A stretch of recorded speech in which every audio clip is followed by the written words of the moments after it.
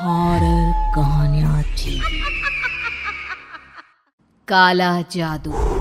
अपने बेटे रिशु के माथे से टपकते हुए पसीने को देखकर सविता की हालत खराब हो गई। ऐसा आज पहली बार नहीं हुआ जब रिशु नींद से घबराकर जागा है। हाय मेरा बच्चा, न जाने किसकी नजर लग गई है तुझे। जब से मेरे बच्चे ने 10वीं के एग्जाम में स्कूल टॉप किया है तब से रोज बुरे बुरे सपने आने लगे हैं। हाँ माँ, मैंने आज फिर से एक काले साए को देखा। वो यहीं मेरी आंखों के सामने खड़ा था।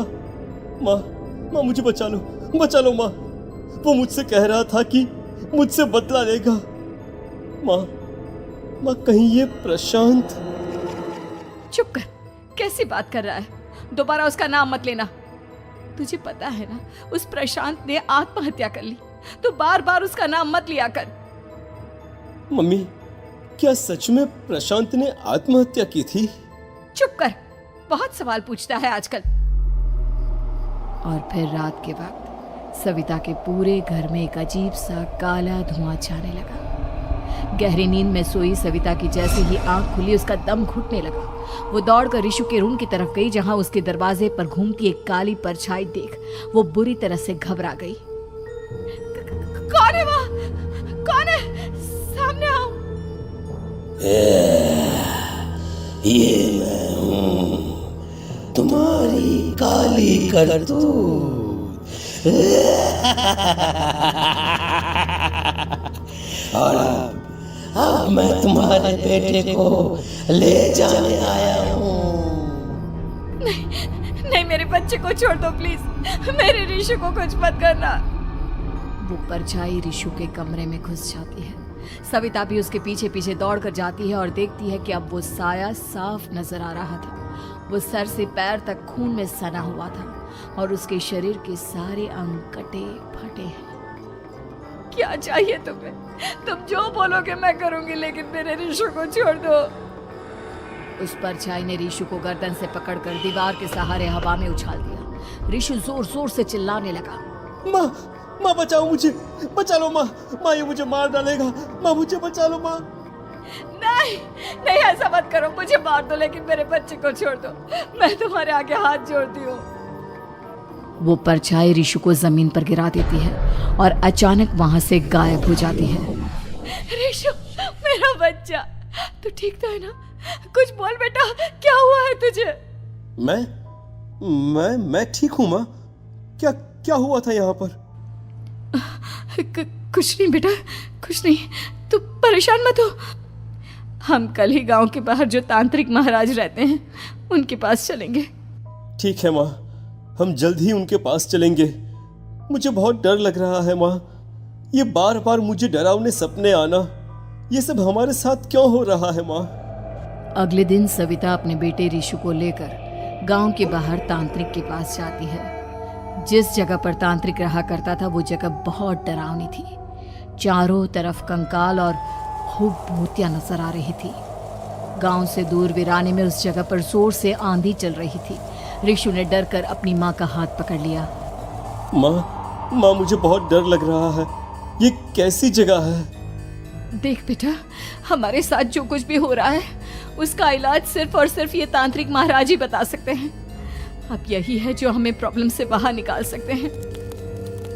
जैसे ही सविता और रिशु तांत्रिक की झोपड़ी के अंदर पहुंचे, वहां का नजारा देखकर उनकी आंखें फटी की फटी रह गई। तांत्रिक की झोपड़ी के अंदर कई सारे लोग अपनी गर्दन घुमा घुमा कर जोर जोर से चीख रहे थे।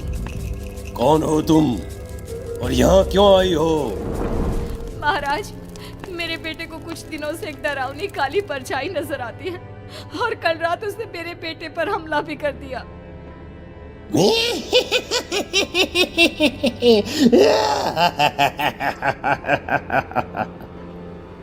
मम्मी हमें यहाँ से चलना चाहिए।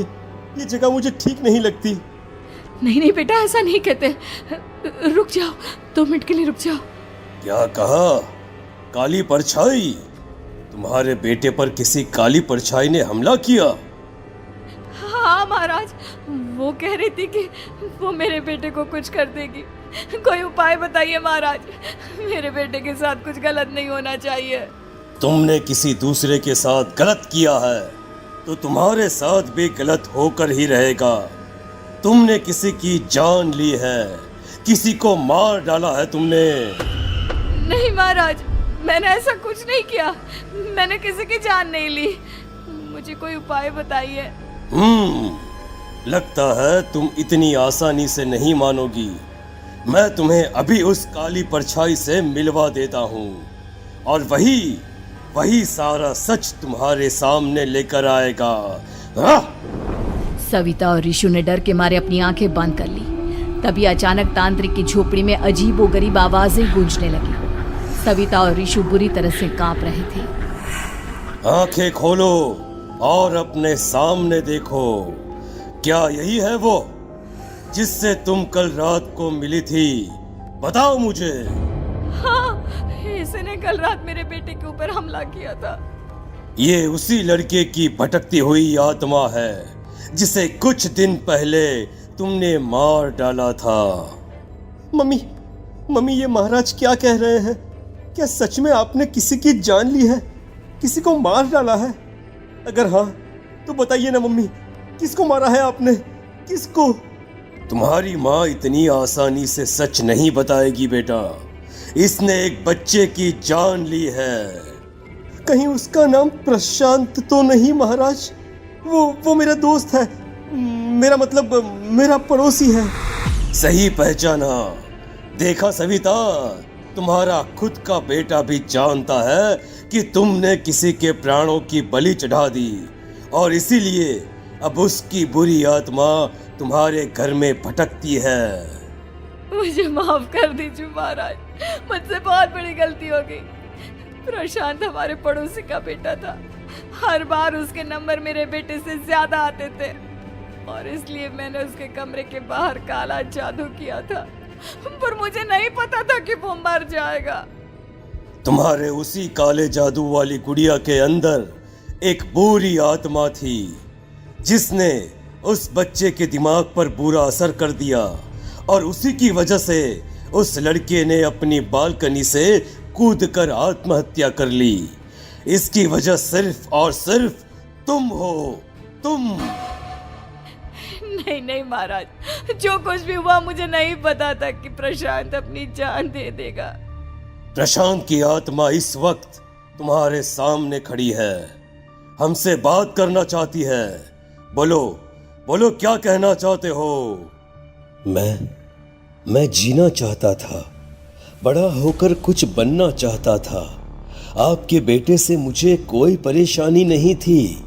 अरे वो तो मेरा अच्छा दोस्त था। मुझे माफ कर दो बेटा, मुझसे बहुत बड़ी गलती हो गई, मुझे माफ कर दो। माफ करने से मुझे वापस जिंदगी नहीं मिल जाएगी। मेरे माँ बाप आज भी मेरे लिए रोते हैं। आपने मेरे साथ बहुत गलत किया है, बहुत गलत। और तभी अचानक प्रशांत की आत्मा वहां से गायब हो जाती है। सविता जोर जोर से रोने लगती है। सुन लिया तुमने? ये तुम्हारे अपने ही किए हुए पाप हैं जो इस तरह से तुम्हारे सामने आ रहे हैं। माँ, ये आपने अच्छा नहीं किया। सिर्फ 10th बोर्ड के एग्जाम में मैं टॉप कर पाऊं, इसलिए आपने मेरे दोस्त के ऊपर काला जादू कर दिया। नहीं मम्मी, नहीं, अब हम कभी खुश नहीं रह पाएंगे, कभी नहीं। मेरे दोस्त की आत्मा को कभी शांति नहीं मिलेगी मम्मी, कभी नहीं। लेकिन मैंने जो कुछ भी किया सिर्फ तुम्हारे लिए किया। वो लड़का हमेशा फर्स्ट पोजीशन पर आ जाता था और इस वजह से हमेशा तुम्हारे मार्क्स कम पड़ते थे। मैंने तो सिर्फ उस पर एक छोटा सा काला जादू किया था बेटा। मुझे क्या पता था कि उसका ये नतीजा निकलेगा। जिस गुड़िया को तुमने उस लड़के के कमरे के दरवाजे पर लगाया था, दरअसल उसके अंदर एक बुरी आत्मा का प्रवेश हो गया था, जैसा कि अक्सर काला जादू करते समय हो जाता है। मुझे अपनी गलती का एहसास हो गया है। मैं प्रायश्चित करना चाहती हूँ। आप बताइए मैं क्या करूँ? प्रशांत के घर जाकर उस काली गुड़िया को वहां से निकालकर यहाँ लेकर आओ। मैं उसे आग में जलाकर राख कर दूंगा और उसके बाद प्रशांत की आत्मा को हमेशा के लिए मुक्ति मिल जाएगी। अगली रात सविता चुपचाप अपने पड़ोसी प्रशांत के घर जाती है। प्रशांत के माँ बाप प्रशांत की मौत के बाद उस घर को छोड़कर हमेशा के लिए वहां से चले गए थे। जैसे ही सविता उस घर के अंदर कदम रखती है, उसका सामना अजीबोगरीब हैवानियत से भरी आवाज़ों से होने लगता है। ऐसा लग रहा था जैसे कोई बुरी तरह से चीख रहा हो। सविता जैसे ही प्रशांत के कमरे के बाहर पहुंचती है, वहां पर लटकी हुई गुड़िया के शरीर से खून टपकने लगता है। ये क्या हो रहा है? इस गुड़िया के शरीर से खून क्यों टपक रहा है? सविता हिम्मत करते हुए उस गुड़िया को वहां से उतारने की कोशिश करती है, लेकिन तभी अचानक से बहुत भयानक दिखने वाली औरत उसकी आंखों के सामने आकर खड़ी हो जाती है। मैं यहाँ से कहीं नहीं जाऊंगी, और अगर तूने मुझे यहाँ से हटाने की कोशिश की तो मार डालूंगी मैं तुझे। नहीं नहीं, मुझे तुम्हें यहाँ से ले जाना ही होगा, नहीं तो मेरा बेटा, उसकी जान को खतरा है। मैं तुम्हें नहीं छोड़ सकती।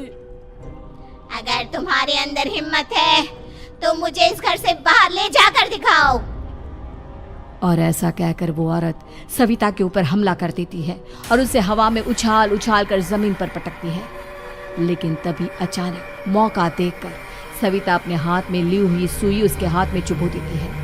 हाथ में सुई लगते ही वो औरत जमीन पर तड़पने लगती है। ये क्या किया तूने? ये क्या कर दिया?